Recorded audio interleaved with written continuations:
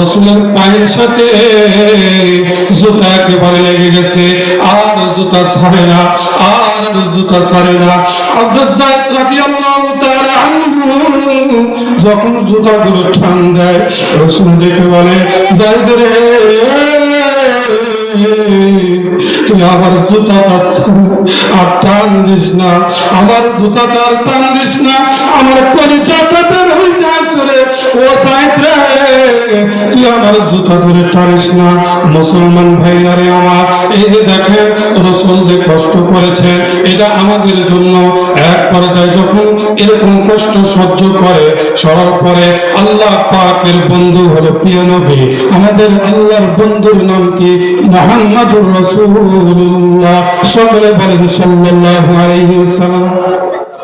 এক বন্ধু আর এক বন্ধুকে যদি আঘাত করে, আর এক বন্ধুকে ঘরের মধ্যে বসে থাকতে পারে, কথা বলেন, যদি বাবার সন্তানকে যদি কেউ আঘাত করে, বাবা ঘরের মধ্যে বসে থাকতে পারে?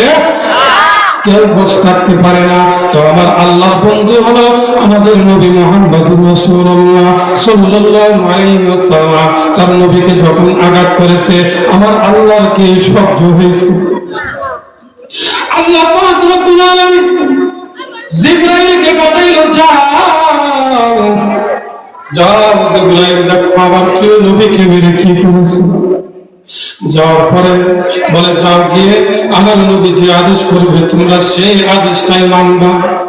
আমার নবীর কাছে সকলে হযরত জিবরাইল আলাইহিস সালাম আসলো এবং পাহাড়ের ফেরেশতাগুলোকে নিয়ে আসলো। আসার পর রাসূল সাল্লাল্লাহু আলাইহি ওয়াসাল্লামকে ডেকে বলতেছে, ইয়া রাসূলুল্লাহ, ইয়া হাবিবাল্লাহ, লিতামুরুনি, আমাদেরকে আদেশ করুন। আপনি যে রব্বুল আলামিন ডেকে বলেন, প্রিয় হাবিব আমার, আপনি আপনার উম্মতের জন্য টেনশন করেন না, বেশি টেনশন করে নিজেকে নষ্ট করিয়েন না, নিজেকে ধ্বংসের দিকে ঠেলে দিয়েন না। তাহলে আমাদের নবী আমাদের জন্য টেনশন করতে করতে একদম শেষ হয়ে গিয়েছিল। আমরা নবীকে কি পরিমাণ ভালোবাসছি, একবার কি নিজেকে নিয়ে টেনশন করেছি কি আমরা? করি না। এটা হলো 3 নম্বর কারণ। 3 নম্বর কারণ হলো, এই ঘটনাটা খুব মনোযোগ দিয়ে শুনবেন। আল্লাহর রাসূল তায়েফের ময়দানে যায়। কোন জায়গায় যায় জোরে বলেন? তায়েফের ময়দানে যায়, যে কাফেরদেরকে দাওয়াত দেয়, কাফের মুশরিকদেরকে দাওয়াত দেয়, তায়েফবাসীদেরকে দাওয়াত দেয়, এই তোমরা এক আল্লাহর ইবাদত করো। আমাদের আল্লাহ কয়জন? আল্লাহ কয়জন জোরে বলেন? হযরত রাসূলুল্লাহ সাল্লাল্লাহু আলাইহি ওয়াসাল্লাম গিয়ে দাওয়াত দিতেছে, এই শোনো, তোমরা আল্লাহর ইবাদত করো। কিন্তু তায়েফবাসী বুঝলো না, নবীকে চিনল না। আসলে আমাদের সমাজের মধ্যেও দেখবেন কিছু মানুষ এমন আছে যারা আলেমদেরকে চেনে না, আলেমদেরকে সব সময় শুধু আঘাত করতে থাকে। কথা বলেন ঠিক কিনা? আল্লাহ রাসূল সাল্লাল্লাহু আলাইহি ওয়াসাল্লাম যখন দাওয়াত দিলেন, দাওয়াত দেওয়ার পরে দেখেন কেউ শোনেন না, বরঞ্চ কাফেররা, তাদের বড় বড় কাফের নেতারা তাদের যুবকদেরকে ঠেলে দিল, যাও তোমরা গিয়ে ওকে পাথর মারো, পাগল আসছে কোন জায়গা থেকে। আসলে আমার নবী কি পাগল? আমার নবী হলো বিশ্ব সেরা নেতা। কথা বলেন ঠিক কিনা? আল্লাহ রাসূল দাওয়াত দেওয়ার পর তারা এরকম ভাবে পাথর নিক্ষেপ করে। খুব মনোযোগ দিয়ে শুনবেন, কেন আমরা রাসূলকে ভালোবাসবো। দেখেন আমাদের মায়ের নবী কি পরিমাণ আমাদেরকে ভালোবাসে, কত পরিমাণ মহব্বত করে। দেখেন আল্লাহ রাসূল এরকম ভাবে দাওয়াত দেওয়ার পর সবাই পাথর নিক্ষেপ করে। পাথর নিক্ষেপ করতে করতে রাসূলকে বেহুশ করে ফেলে। আল্লাহ রাসূল সাল্লাল্লাহু আলাইহি ওয়াসাল্লাম এর সাথে তার পালক পুত্র যায়েদ ছিল। কে ছিল জোরে বলেন? যায়েদ ছিল। যায়েদ রাদিয়াল্লাহু তাআলা আনহু বর্ণনা করেন, আমি রাসূলের শরীর মুবারক থেকে যখন পাথরগুলো ছাড়াইতেছিলাম, দেখি আমার মায়ের নবীর শরীরে একটা করে পাথর সরাই, দেখি আমার রাসূলের শরীর থেকে টপ করে রক্ত বের হয়। রাসূল সাল্লাল্লাহু আলাইহি ওয়াসাল্লাম অনেক কষ্ট ভোগ করেন। ও মুসলমান ভাই, আপনাকে আমাকে যদি জিজ্ঞেস করা হয়, ও তোমরা আমার রাসূলের জন্য কি করেছো, কেউ কিন্তু বলতে পারবো না। এমনি শুধু নামে আমরা শুধু বলি যে আমরা নবীর উম্মত, মুহাম্মাদের উম্মত, আমরা নামে বলি, কামে কিন্তু কিছুই না। কথা বলেন ঠিক কিনা? কেমন মুসলমান তুমি, কেমন মুসলমান, কেমন মুসলমান তুমি, কেমন মুসলমান। নামাজের তুমি ধারণা মানো না কোরআন, নামাজের সাথে নেই পরিচয়, মানো না কোরআন। তুমি কেমন মুসলমান? কথা বলেন ঠিক কিনা? আসলে আমরা কেমন মুসলমান আমরা নিজেরাই জানি। আপনাকে যদি জিজ্ঞেস করা হয় আপনি আজকের দিনের মধ্যে কয়টা রাসূলের সুন্নাত মেনেছেন, আপনি বলতে পারবেন না। শুধু বলবেন এমক এমক নামাজ পড়েছি, এটা বলো।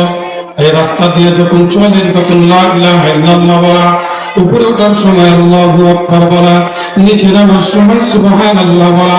এই কাজটা আমরা করেছি কি আজকের দিনে? আর এটা করি নাই। সারাটা দিন গেছে রাসূলের সুন্নাত মানি নাই। এমনি যদি বলা যায় তুমি কি রাসূলের উম্মত নাকি, বলে হ্যাঁ আমি হলাম খাঁটি উম্মত। কথা বলেন ঠিক কিনা? আল্লাহ রাসূল তায়েফের ময়দানে গিয়ে মার খায়, কষ্ট ভোগ করে, রাসূলের শরীরে পাথরগুলো একেবারে লেগে লেগে যায়। যে রাসূলের শরীরে মশা মাছি পড়া হারাম, যে রাসূলের শরীরে একটা মশা পড়াও হারাম, কোনো মশা মাছি পড়তো না, সে রাসূলের শরীরে পাথর আঘাত করে রাসূলের শরীরের মধ্যে বর্ণিত হয়ে আসছে প্রত্যেকটা গোস্তের মধ্যে এরকম পাথরগুলো লেগে গেছে। যায়েদ বিন হারিস, যায়েদ রাদিয়াল্লাহু তাআলা বর্ণনা করেন, আমি নবীকে বললাম আর মারিস না, আমার রাসূলকে আর মারিস না, পাথরের আঘাত আর করিস না রে, আমার মায়ের নবীকে আর তোরা আঘাত করিস না। পরবর্তীতে রাসূলকে আমি নিয়ে আসতেছিলাম, রাসূলের শরীর থেকে আমি পাথরগুলো যেখান থেকে ছাড়াই দেখি রক্ত ভয় ভয় করে পড়ে। যায়েদ বিন হারিস রাদিয়াল্লাহু তাআলা কিছু দূর নিয়ে যাওয়ার পর আবার ওই যুবকগুলো রাসূলের পিছু ধরে, কাফেরগুলো রাসূলের পিছু ধরে, রাসূলকে আবার দাঁড় করায়, আবার দাঁড় করায়, আবার রাসূলকে এরকম পাথর নিক্ষেপ করে, রাসূলকে 3 বার এরকম ভাবে বেহুশ করে। রাসূলের পাটা ছিল রক্ত বের হয়ে। এই আদেশটা করবেন, আমরা সেই আদেশটা আমরা মানব। আপনি বলুন ইন্নাল্লাহ ক্বাদ সামিআ কাওলা কওমি, আপনার কওমরা আপনার সাথে যে খারাপ আচরণ করেছে, তাইফবাসী যে আপনার সাথে খারাপ আচরণ করেছে, সব কথা শুনেছেন কে? পানির নিচে যদি কেউ গুনাহ করে সেটাও শোনেন আল্লাহ, মাটির নিচেও যদি গুনাহ করেন সেটাও জানেন কেডা? আল্লাহ। এমনকি পিপিলিকার পায়ের আওয়াজ পর্যন্ত জানেন আমার আল্লাহ। সুবহানাল্লাহ। এজন্য গুনাহ করার কোনো সুযোগ নাই। আর ফেরেশতাগুলো দেখে বলে ইয়া রাসূলুল্লাহ, আপনি আদেশ করুন, আপনি যে আদেশ করবেন সেই আদেশটা আমরা মানব। আপনি যদি বলেন তাহলে আমরা তায়েফের 2 পাহাড় দিয়ে পুরো তায়েফবাসীকে ফিনিশ করে দিব। আমাদের মায়ের নবী দেখেন, কত মায়ের নবী আমার, আল্লাহর কাছে 2 হাত তুলে বলে আল্লাহ,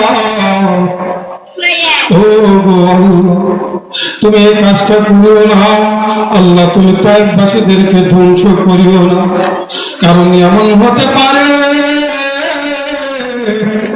যে তায়েফবাসীদের পরবর্তী প্রজন্মের মধ্যে থেকে একজন হলেও আমার নবী আল্লাহ পাকের অনুসরণ করবে। সুবহানাল্লাহ। কত মায়ের নবী আমার, কত মায়ের নবী আমার। আর আমরা কি করি? আমরা রাসূলকে মহব্বত করি কেমন দেখেন। ভালোবাসতে হবে রাসূলকে নিজের জীবনের চাইতেও বেশি, নিজের চাইতেও বেশি।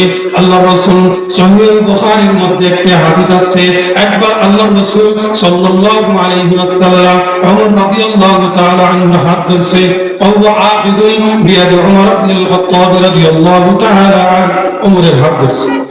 হাত ধরার পর আল্লাহ রাসূল ডেকে বলে